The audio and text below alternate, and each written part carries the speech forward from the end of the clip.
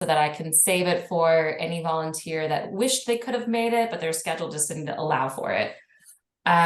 We've been doing the virtual orientations now for the past couple of events, and I think it does work out and benefit everybody. But the downside is I can't physically hand you your green t-shirt, but we will go ahead and hook you up on the morning of the event.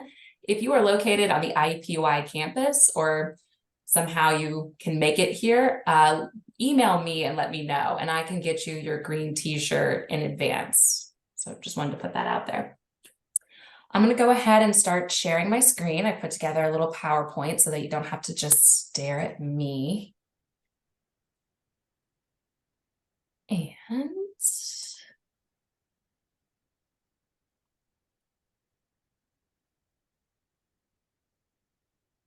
okay. All right, welcome to the Komen Tissue Bank Volunteer Orientation. Today we'll be discussing the September 30th collection event. So we're about a week and a half away. Very exciting. We have a full roster of volunteers, but we are still looking for participants. If you know of anybody, feel free to share. Word of mouth is probably our strongest recruitment tool that we have. Just to let you know that.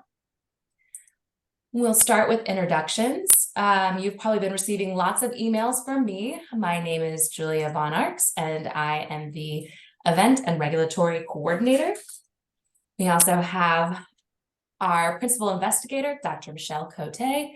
She not only leads our clinical trial, but is also a PhD in epidemiology. Jill Henry, who's been with the Komen Tissue Bank the longest, is what I like to call her still our COO, but she has actually assumed the title of manager of the Biospecimen Collection and Banking Core, also known as BC Squared, here at the IU Simon Cancer Center. Kathy Ridley Merriweather is also a longtime Komen Tissue Bank key person who has transitioned into BC Squared, but she is a communication and outreach manager for BC Squared. Rana German is the Komen Tissue Bank Biospecimen Manager. Allison Hughes is our data specialist and program assistant. Sam Reisdijk is our bioinformatics guru. He also has a new title now that I don't have written down, so I apologize, Sam. But he IT project manager for BC Squared. IT project manager for BC Squared. Yet another talented member of the Komen Tissue Bank team that has risen into the BC Squared leadership. And Jenny Tsue, and she is our data analyst. So that is our team. I certainly do not do any of this single-handedly. It is a real team effort. I say that to also mean that some of you as volunteers will be working right alongside with the KTB staff as your area lead. So Rana German will actually be the area lead for anyone in the lab or lab processors, and also will give some guidance to phlebotomists. Sam will be the area lead for the computer assistants, and Jill, Henry, and Allison are going to be, I don't know that they've decided exactly how they're going to tag team both the informed consent area as well as donor escorts. Okay, moving on. So we like to take time to go back into the history of the Komen Tissue Bank when we have our orientations, just so you know how we got here.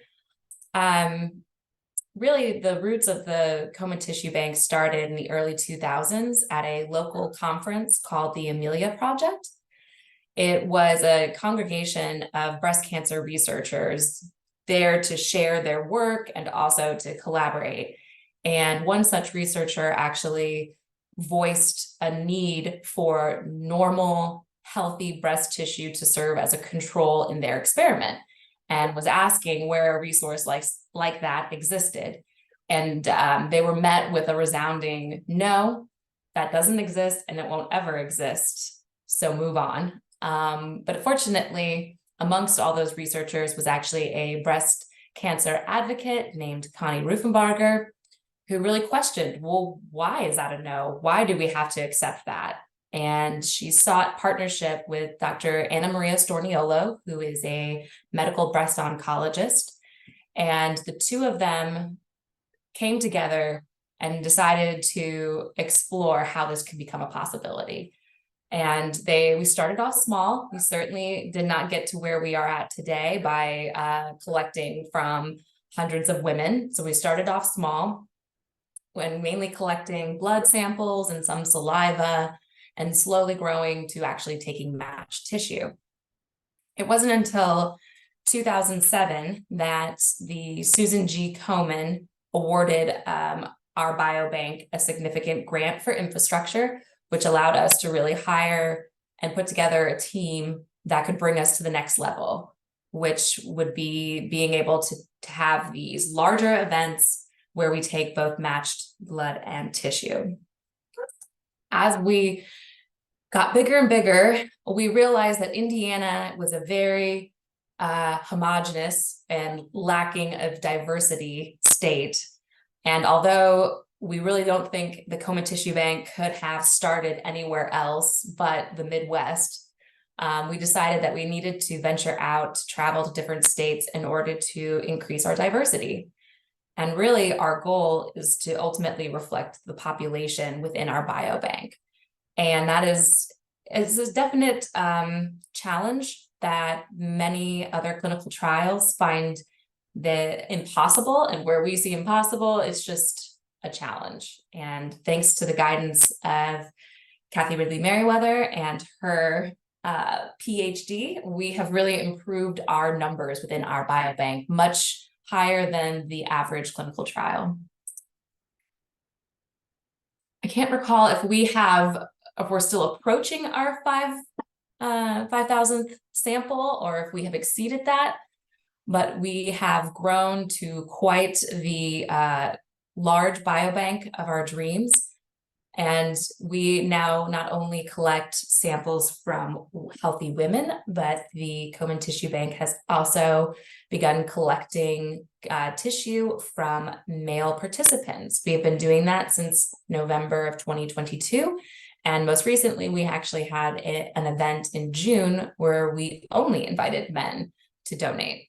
And I think it was a resounding success. So that's a little bit about our history, and here are some bullet points for our event that we will be having next Saturday. We hope to enroll about 120 participants. We may have to be a little bit more realistic about that as we approach the Saturday. Right now, I think we have close to 60 signed up and ready to go. We have well over 100 volunteers who will be there in serving in different capacities, from donor escorts to physicians to phlebotomists. It really runs the gamut of different types of volunteer roles. Everyone's shift begins bright and early at 7:30 in the morning and will run till about 4 o'clock in the afternoon. Let's go through some general information of the day. Parking can be a big question that many have, especially if you're unfamiliar with the IUPUI campus. We are located on the IUPUI campus at the IU Simon Comprehensive Cancer Center. You will be parking the morning of at the Vermont Street parking garage, which is actually attached to the IUPUI Student Center.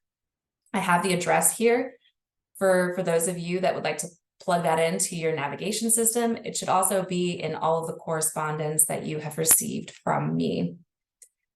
After you have arrived at the parking garage, you will take a parking validation, you'll be taking a parking ticket.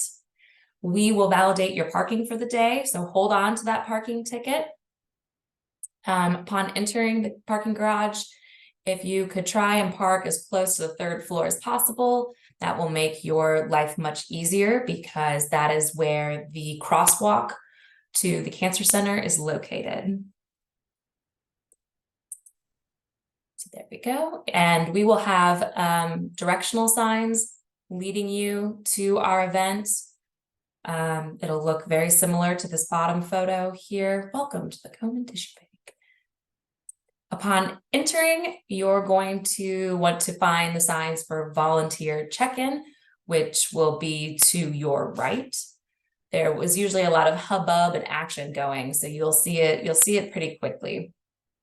The first things first, you will check in with either Allison or Jill, who will be running volunteer check-in. And they will instruct you to fill out your volunteer forms if you have not already submitted those online. Most of you should have received an email from me with a link to complete your volunteer forms electronically. That really saves a lot of time for our morning check-in so that we don't have a pile up happening. But those volunteer forms, just a brief explanation of them. First is a media release form, which is not as relevant for this event as it has been for past events. We will not be having a photographer, a formal photographer at this event. We'll still have you sign one just in case people are snapping photos on their phone or things like that. The next form is the confidentiality agreement. We are a clinical trial and our participants are enrolling in the name of anonymity, in that they deserve the utmost in respect and confidentiality from our volunteers. That being said, most participants are very, very proud of their involvement with the Komen Tissue Bank and often disclose that on their Facebook page and to their family and to anybody that will listen. But as far as we are concerned as volunteers, we are to remain confidential as to who is donating at this collection event. And then lastly, and just in case of emergencies, we have you fill out a volunteer emergency contact form. And that is if there were to be any emergency on your behalf, we would know who to contact. And yes, so we will have those on hand just in case. You will also create a name tag, all of which are going to be color-coded with your volunteer role. So we'll have those sort of pre-printed for you. You just need to find your volunteer role and make a name tag for yourself. You will also pick up a t-shirt at this time. If you do not already have one, we'll have plenty in every size from small to 3X available for you. And then lastly, we will have signs posted on the wall with your job title. And we ask that you simply find your job title and go stand under that sign and wait for your area lead. That is sort of how we organize volunteer check-in. It can get a little chaotic, so please bear with us.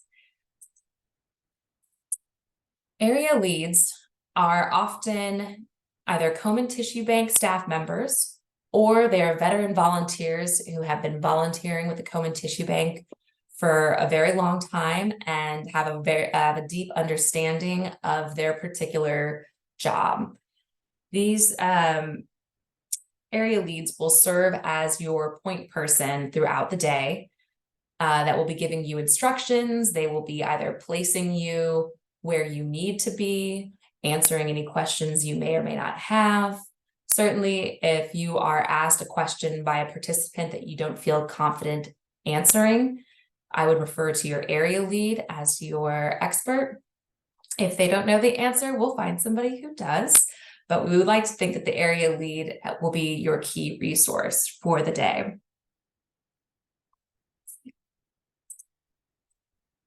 Some have asked about, do I have to wear the green t-shirt or is that optional? We do not consider it to be optional. It is our uniform. It allows participants to know exactly who you are and how you can be of help to them. So we ask that all volunteers wear their green t-shirt. Aside from that, feel free to wear whatever you would like for both footwear or pant selection. Keep it casual, keep it, I would say, comfortable, and in mind that you will most likely be on your feet all day. So I would wear comfortable shoes. In terms of personal belongings, We do not have a safe place for you to keep your personal belongings. My biggest guidance is to really streamline your cell phone, keys, and necessities for that day so that you can keep them in your pockets as opposed to having a purse. If you want to have a fanny pack or some kind of crossbody to keep your belongings, that's perfectly fine. Just know that there will be no safe place for you to put your purse other than in common areas. So that's just some guidance. I mean, you can leave things in your car if you so choose. Some would say that's not a safe option either. The most that you can leave at home, probably the better. I haven't checked the weather report for next Saturday. I'm going to assume that it's going to be a lovely Saturday for September and that you probably won't need a coat. We will have a coat check available for participants, not for volunteers. So if you could please leave your coats in the car, that would be very much appreciated. I think that's all there is to say about attire. Keep on moving. This won't apply to every volunteer, but some volunteers will be handling biospecimens while they're at their Saturday shift. We ask that everybody follow universal precautions when handling biospecimens. That really includes making sure that you have the proper personal protection equipment, including gloves on at all times. That is meant to protect you from these biospecimens. So if you decide to grab a drink of water with your gloves on, that's not a great idea. We want you to be very aware of the do's and don'ts if you're handling either the blood or the tissue. For those who aren't directly volunteering in this capacity, just know that that is what is happening mainly in the biopsy procedure area of our event. Be aware of it, as you are moving about at the event. If you see a runner with some samples, I would just make sure that you give them their space to do what they are doing. Here's our updated map. I wish I could hand all of you this map that we have here. It's a really good reference for the day. We will have them available at volunteer check-in, should you want to have one. I will make some notes here about volunteer check-in is located in the bottom right-hand corner, but it is off this map. It does not extend as far as I would like it to. In the beginning of the day, many people ask, where's the coffee? We will have a coffee and smoothie cart available for both volunteers and donors. It is going to be right here in Station 2, consenting area. We ask that you, of course, help yourself, but be mindful of your role at the event. Please don't just abandon your shift where you're at so that there are all of a sudden gaps in coverage. Just make sure somebody is covering where you're volunteering before you come to the coffee smoothie cart. The smoothies are very popular, and I would never dream to deny anyone a smoothie over the course of the day, but we just want to make sure that there aren't any gaps in the whole process. Another thing of note, if you follow this arrow back here, we will be having lunch in the volunteer hospitality area located in the Cancer Pavilion, also off this map site. We will have plenty of signage that will get you to where the lunch is being held. We ask that you wait until your area lead dismisses you for lunch. This is also a strategy that we have to keep the flow of the event going over the lunch hour. It can be a huge detriment to our event if everyone leaves to go to lunch right when it becomes available. So just please, if you could, communicate with your area lead if you have a strong need to eat early versus later, so that they know that and they can arrange for that accordingly. We will not be providing breakfast or snacks at this event. So if you know that about yourself, that you are hungry and you need a mid-morning snack, feel free to bring a granola bar or something like that that can get you to lunch. And we will go ahead and move into a video that I created, which is about the donation process. And it will go through step by step what a participant will see. Go. Please let me know if this is at all glitchy. This is kind of hard for me to test.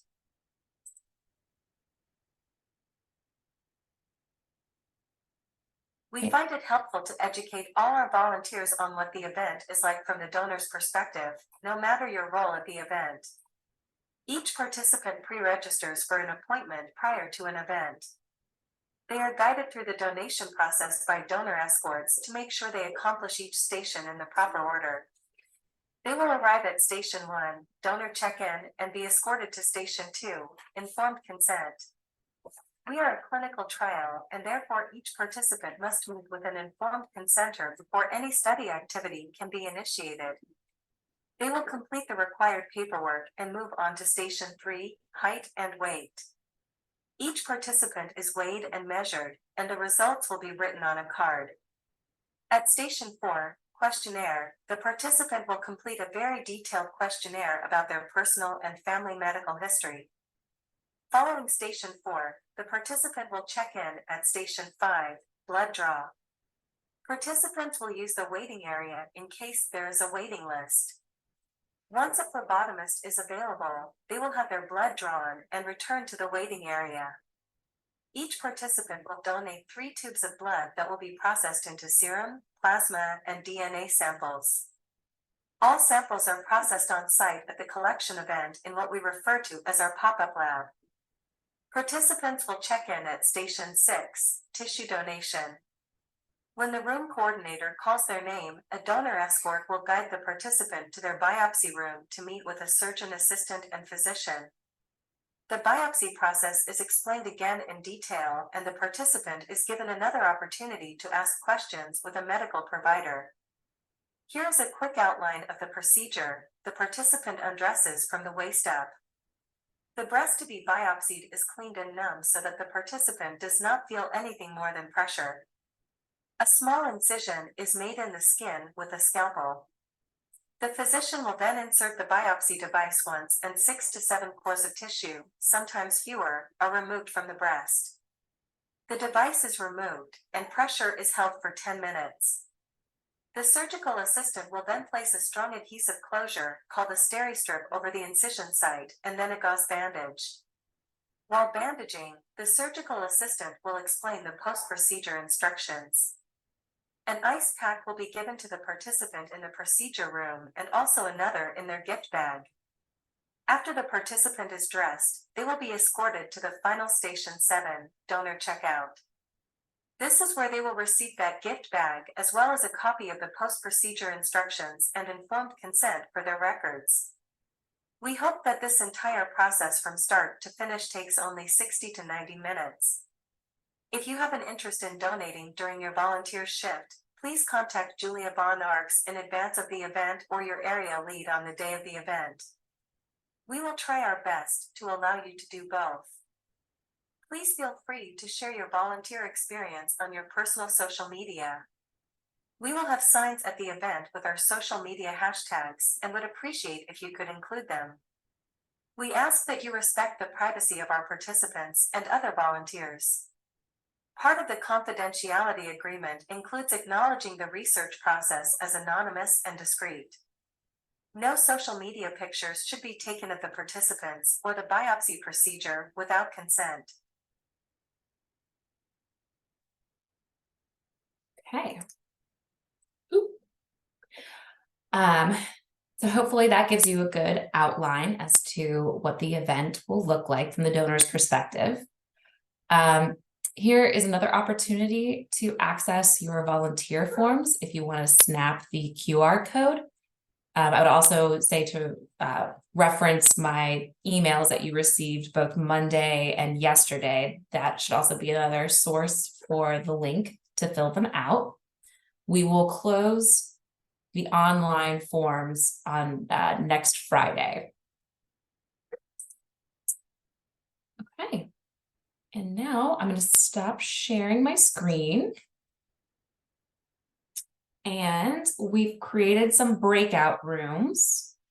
I think I've covered most of them. So I have a breakout room for donor escorts, hospitality, height and weight. They will be going with Kathy Ridley Merriweather and Allison Hughes. I have another room for informed consenters that they will be meeting with Jill Henry. I have a room for surgeon assistants and surgical assistant students. Both of those will be meeting with me in another breakout room. Is there any volunteer role that I have not mentioned where in my gallery here? Please feel free to speak up if you don't know where you should be going. I think there's one phlebotomist here, right? Daniel? Oh. Yes, I'm here. Okay, would you like to meet with Danielle in a phlebotomy room, Rana? How about And there's a couple lab assistants, Julia. Oh, okay. And I'll do a phlebotomy / lab assistant room. And computer assistant.